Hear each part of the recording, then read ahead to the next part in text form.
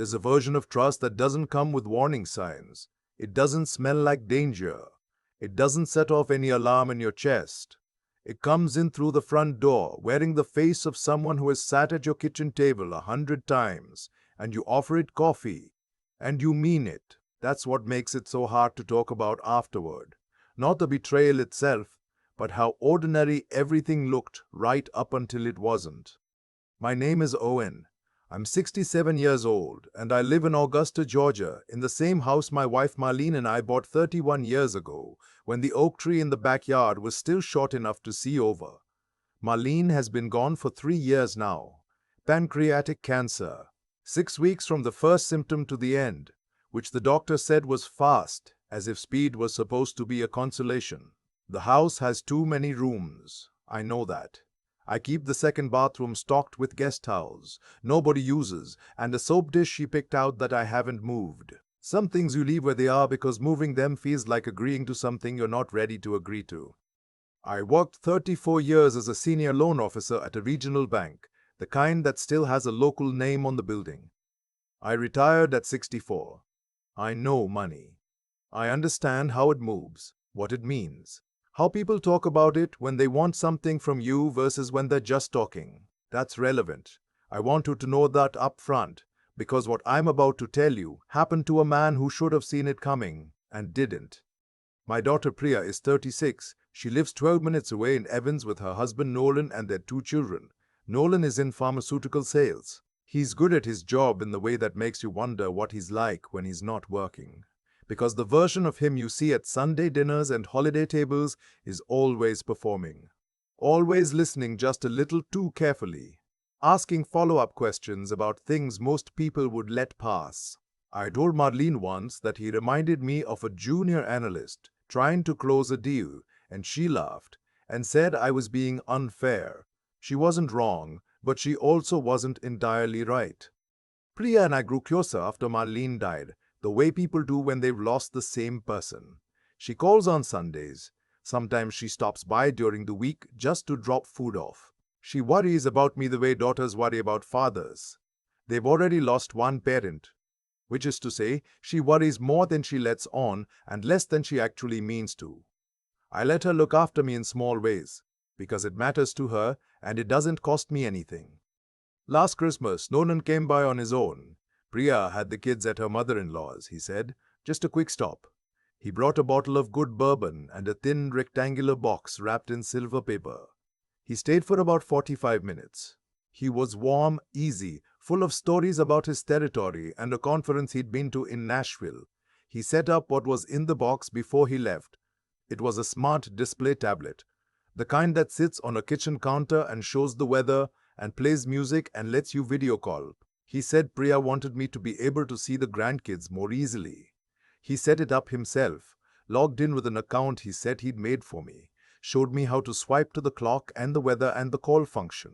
He left the charger plugged in and the screen angled toward the kitchen table, exactly where I eat most mornings.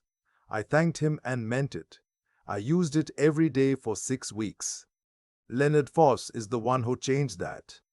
Leonard and I have been friends since we were 28 years old. We met through a civic organization and stayed close through everything: kids, job changes, moves, losses. He spent 20 years as a financial crimes investigator for a federal agency, then another decade in private compliance consulting before he retired. He is the person you want in your corner if something is wrong that you don't have the vocabulary to describe yet. We have lunch every other Thursday at a barbecue place on Washington Road that has been in the same family since 1987. I was showing him the tablet the way you show a friend a new thing you like.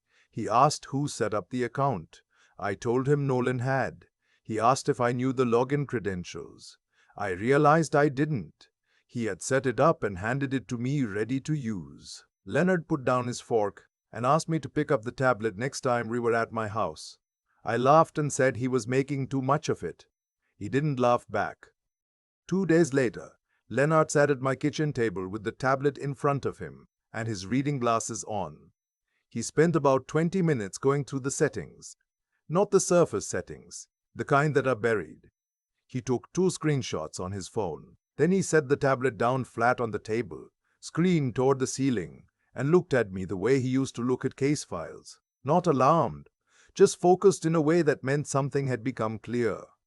He said, "Owen, do you know what application is running in the background on this device?" I said I had no idea. He turned it around and showed me. The screen was 3 menus deep in a place I would never have gone on my own. There was a financial aggregator application installed, not visible on the home screen, running quietly underneath everything else. He said, "This kind of app, when it has account credentials, can pull transaction data, account balances, statement history. Depending on the permissions, it can flag certain activity and send reports to whoever has the admin login." I sat back in my chair. He said, "The account Nolan set up for you, he still has the master login. You have a user profile under it. He controls the device settings, the app permissions, everything, including whatever this is pulling." I asked him what it was pulling. He said he couldn't tell me exactly without more investigation, but he asked me one question. He said, "Owen, have you linked any financial accounts to this tablet? Used it to log into your bank, your investment account, anything like that?" I had. 3 weeks after Christmas, I'd set up the banking app because the screen was bigger than my phone and easier on my eyes in the morning. I'd logged in half a dozen times since then. Leonard said, "I need you to change your banking passwords today, from a different device, not this one." I went to the back bedroom and used my laptop. My hands moved through the familiar steps of changing credentials, and I kept waiting to feel something dramatic, but what I felt was quiet. The particular quiet of understanding something you don't want to understand. That night, I sat in the kitchen for a long time after Leonard left. The tablet was on the counter with its screen dark. The little indicator light along the bottom edge pulsed faintly blue. I had eaten breakfast beside it every morning for 6 weeks. I had video called Priya's kids on it. I had watched the weather and listened to music and genuinely felt, that it was one of the more thoughtful gifts I'd received in years. I did not confront anyone. That was the hardest thing I have ever talked myself out of. Priya called that evening and I spoke with her for 20 minutes about nothing in particular. A movie she'd watched. Something funny one of the grandkids had said. My voice was even. I don't know how. The next morning I went through my own files. Not because I was looking for anything specific, but because Leonard had asked me to pull together a picture of what Nolan might already know. I was going through the file cabinet in the home office when I found the folder. It was in the back of the bottom drawer, behind a hanging folder of old utility records. Manila, fat, with my name written on the tab in Nolan's handwriting. I knew it was his before I even pulled it out. I've seen enough signed documents in my career to recognize someone's hand. I stood at the cabinet for a long time before I opened it. Inside there were printed pages, financial documents, but not my documents. They were analyses, summaries. My bank's name at the top of 2 pages, account numbers partially redacted, in a way that told me they'd been pulled from somewhere that had them. A current estimated value of the house pulled from a county property assessment site with a handwritten circle around the number. A spreadsheet printout with 3 columns, estimated liquid assets, monthly pension and social security income, estimated estate value. The numbers were accurate, more accurate than they should have been. Underneath those were 2 pages of handwritten notes on plain white paper. Nolan's hand again. Short observations, dated October 14th. O mentioned twice that he couldn't remember if he'd called the insurance company about the water heater. Said he'd been off lately. November 2nd. O asked where Priya keeps the kids' school schedule. Said he couldn't keep track of things the way he used to. November 28th. O referred to Marlene in present tense during dinner conversation. Priya didn't correct him. Significant. That last one stopped me cold. I had mentioned Marlene at Thanksgiving dinner. I had said, talking about a trip we'd taken years ago, Marlene always said the drive was worth it. Present tense. A habit. The kind of thing you do when someone has been your life for decades and the past tense still doesn't feel true in your mouth. He had written it down. He had labeled it significant. The last pages were what made everything settle into place. A printed summary from what appeared to be a legal website. outlining the process for petitioning for guardianship of an incapacitated adult in Georgia. Several paragraphs were underlined in yellow highlighter. The word voluntary appeared circled in one section, conservatorship in another, and handwritten in the margin, in Nolan's careful printing, talk to P about timing. Post-holiday, Q1. I closed the folder, I put it back exactly where I found it. I walked to the kitchen, ran cold water over my wrists for a while, and then I called Leonard. He listened without interrupting. When I finished, he was quiet for a moment. Then he said, "Owen, this isn't about the tablet anymore." "I know," I said. He said, "You need Howard Finch. You need him before you need anything else." I said I'd already been thinking about calling her. He said, "Call her tonight." Adrian Hollis had handled Marlene's estate and has been my attorney for 11 years. I met her at her office on Broad Street the next morning before her first appointment. I brought the folder in a grocery bag. She read every page with her reading glasses on and her coffee untouched. When she finished, she set the folder down and looked at me across the desk. She said, "This is a conservatorship setup. Whoever helped him research this understood the process well enough to know what documentation would be needed. You have time because nothing has been filed, but the preparation is further along than I'd like." She told me 3 things. Document everything, change nothing visible, and do not sign anything regardless of how it was presented to me. She said, "If he offers you anything to sign in any context, you smile and say you want to have your attorney look at it first." I went home and put the folder back in the drawer. For the next 3 weeks, I did something that required more of me than I expected. I gave them something to work with. Not carelessly, carefully. I said out loud in the kitchen where the tablet was that I'd almost missed a pharmacy pickup last week. I mentioned once that I sometimes had to write things down twice now to remember them. I said to Leonard on the phone, knowing the tablet could hear, that I'd been having more trouble sleeping and couldn't always remember if I'd taken my blood pressure medication in the morning. After each of those moments, I documented them. Time, location, exact words. Leonard kept a copy, and I kept a copy, and Adrian kept a copy. Leonard reminded me more than once that courts still take handwritten contemporaneous records seriously. He said, "You've been in the system long enough to know that paper outlasts memory in a courtroom." The responses came on schedule. Nolan started texting more, asking how I was sleeping, stopping by once without calling ahead, which he'd never done before. He brought dinner.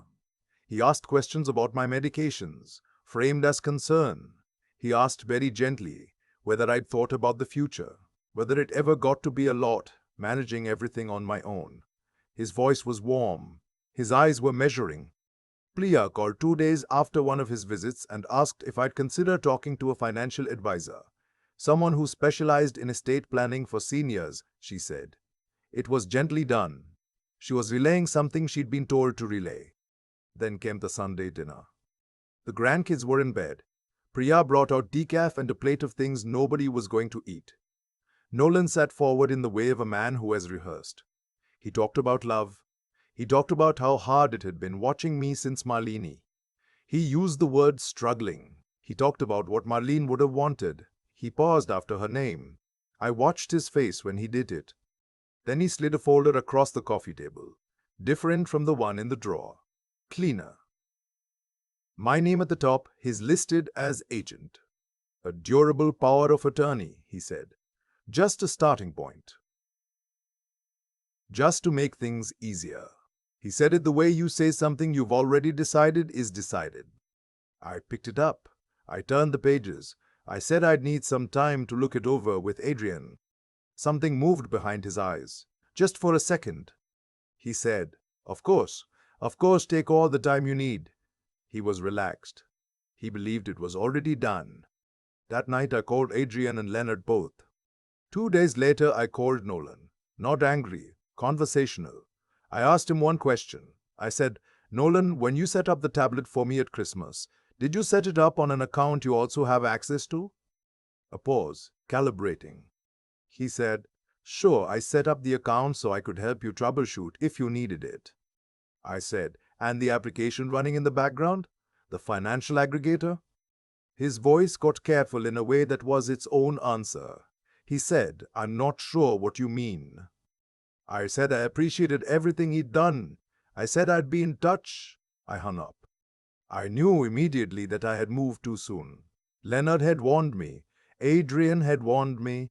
The problem with knowing the truth before you're allowed to use it is that it creates an impatience that feels like action but functions like damage. I sat in the kitchen with the lights low that night and made myself go through everything that could still go wrong. For 5 days there was silence. No texts, no check-ins. It had its own weight. Then Priya called, not Nolan. She called to say they'd been talking, and they both felt like there was tension, and she wanted us all to sit down together and clear the air. She sounded genuine. She sounded like Priya. That was the hardest part, because I believe it was her idea, and I believe she didn't know what she was being used for. I told her I'd talk to Adrian about setting something up. She said that sounded formal. I said I just wanted to make sure everyone was comfortable.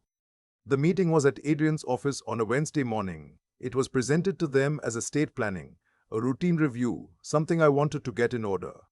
Nolan accepted without hesitation, which told me something about how certain he was. I want to tell you what it felt like to walk into that conference room knowing. My hands were steady, which surprised me. I had expected the anger to show up in the places it usually does, the jaw, the shoulders.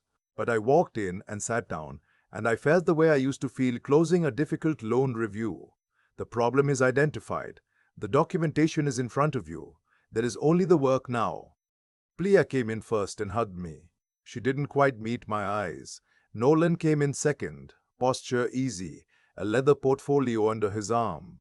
He gave me the firm handshake he always gives. He looked at the room like a man who had already calculated the outcome. Leonard was there. Adrian introduced him as a financial crimes consultant who had been advising me on a personal matter. Nolan's hand tightened on the portfolio. Adrian opened with a tablet. She placed a printed report on the table, the technical assessment Leonard had arranged through a licensed digital forensics firm. She described what the aggregator application had been doing, what account data it had the permissions to access, how long it had been active, and where the reporting function was configured to send. Nolan said that wasn't accurate. Adrian placed a second document down, the forensics firm's letterhead, 2 pages of findings. Then she placed a third document, a printout of the folder from the drawer in my home office, the financial summaries, the handwritten notes, the conservatorship research with the yellow highlights and the margin note, talk to P about timing. Priya looked at the table. Nolan said those were private notes. He said he'd been worried about me for over a year. He said he had documented what he observed because he cared, and because Priya needed someone in her corner who was paying attention. He said it steadily. He was good at this. I'll give him that. Leonard said, the financial aggregator application was installed on the device before it was given as a gift. The admin account it reports to belongs to an email address registered in your name, connected to a financial consulting service that has no record of Owen as a client. Nolan said, I was protecting my family's interests. Adrian said, you were gathering documentation to support an incapacity petition against a man who has full legal and cognitive capacity in order to establish conservatorship over assets he built over 34 years. That's not protection. That's a legal proceeding you haven't filed yet. Priya said his name, just his name, quietly. He looked at her for what he needed, and she wasn't giving it. I had not spoken since sitting down. I spoke then. I said, Marlene worked beside me for 30 years to build what we have. She did not work that hard so that someone who didn't know her could use her name to take it. The room has that for a moment. Adrian went over what came next. The findings would be referred to the Georgia Bureau of Investigation for review. The financial institution had been notified of potential unauthorized data access. His attorney would be hearing from her office within the week. He stood up. He said I had set him up. He said I had manipulated my own daughter's concern for me to bear the case against a man who was only trying to help. He said it with real feeling. I don't know whether that feeling was genuine or performed, and I stopped trying to figure it out. He left the room. Priya stayed. She sat at that conference table after he walked out, and she looked at me with the face of someone who has just been shown a picture she didn't know existed. She said she hadn't known about the folder. She hadn't known about the aggregator. She believed him when he said he was worried. She thought the power of attorney conversation was her idea. She was going over it now in real time, understanding which parts of her own thinking had been given to her. She said, "Dad?" Just that. I drove home alone. The August heat came off the asphalt in waves. I rolled the window down on the highway and let the warm air move through the car. I thought about Nolan setting up that tablet at my kitchen table. 40 minutes, cheerful, easy with his hands. 3 days later, I changed every password. I worked with Adrian to update my estate documents, named a trustee from outside the family, put protections in place that I should have established years earlier. Leonard walked me through a security review of every device in the house. The tablet is gone. I don't miss it. What I've been thinking about since is how much of a person's daily life runs on the assumption that the people nearby mean well. That assumption is not naivety. It is the normal condition of living among people you love. But it is also exactly where the exposure is. The gap between what you assume and what is actually true. That gap is where people like Nolan do their work. Quietly, without rushing, with all the patience of someone who believes the outcome is already settled. Plia and I are rebuilding. It's slow. Some of the conversations are hard in ways neither of us expected, not because she did anything wrong, but because the version of her marriage she believed in turned out to be different from the one she was actually living. That kind of correction takes time. You can't schedule the repair on something like that. Leonard came for dinner a few weeks ago. We sat at the kitchen table and ate and talked about nothing important for a while, which is sometimes the best thing. At the end of the evening, he said, "You know what was the hardest part to watch?" I said, "Tell me." He said, "Watching you perform confusion you didn't feel in your own house for weeks." He's right.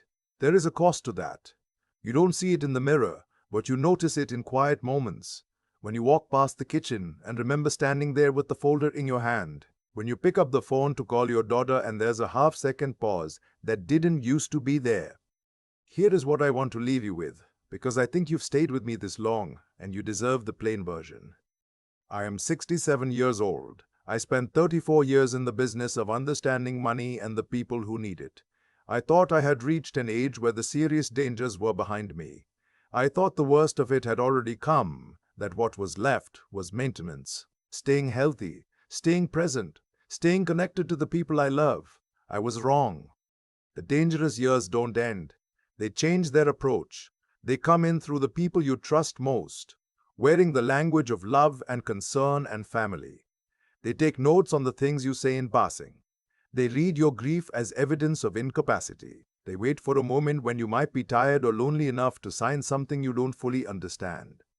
If someone in your life is paying an unusual kind of attention to your finances, your habits, your health, your state of mind, not the way people who love you pay attention, but the way people building a file pay attention, trust what you're noticing. Write it down. Get a second opinion from someone who has nothing to gain. Talk to an attorney before you sign anything, regardless of how it's framed or who is asking. Your home, your name, your savings, your right to make your own decisions. Those are yours. They are worth protecting. Protecting them is not the same as not trusting the people who love you. Real love does not need your password. Real love does not need your document. Real love does not install something in your house and call it a gift. If something in this story felt close to home, please don't keep it to yourself. These things live and grow in silence. They don't survive once people start talking. Share this with someone who might need to hear it. And if you're watching from Voices of Uncle Russell, you know this is exactly the kind of story I believe needs to be told. Stay sharp. Stay steady. Take care of yourselves out there. I still think about the morning Leonard sat at my kitchen table with that tablet face up in front of him, reading something in its settings that I never would have found on my own. I had used that device every day for 6 weeks. I ate breakfast beside it. I called my grandkids on it. I thought it was one of the more considerate things anyone had done for me since Marlene died. And the whole time, it was sending a record of my financial life to someone who had already decided what to do with that information. What I've come to understand is that what happened wasn't random. Nolan didn't stumble into a scheme. He built one carefully, piece by piece, over a long stretch of time. He catalogued my words at dinner. He wrote down a moment when I mentioned Marlene in the present tense and called it significant. He researched Georgia conservatorship law. He found templates. He set a timeline. What he was counting on, and he wasn't wrong to count on it, was that a man who trusted his family wouldn't look too closely at a gift. That's not stupidity on my part. That's what trust looks like from the outside. It leaves you open. The question is what you do when you find out someone has been standing in that opening. I did two things that I think made the difference. The first was that I didn't react when I found out. I wanted to. Every part of me wanted to call Nolan that same night and tell him exactly what I knew. But I had spent 34 years watching people make decisions under pressure that they spent years trying to undo. Reacting feels like strength in the moment. Patience is the thing that actually holds. So I waited and I documented and I let the truth accumulate until it was something no one could argue with in a room with an attorney present. That took discipline. I didn't know I still had. It cost me something to perform confusion I didn't feel in my own house for weeks.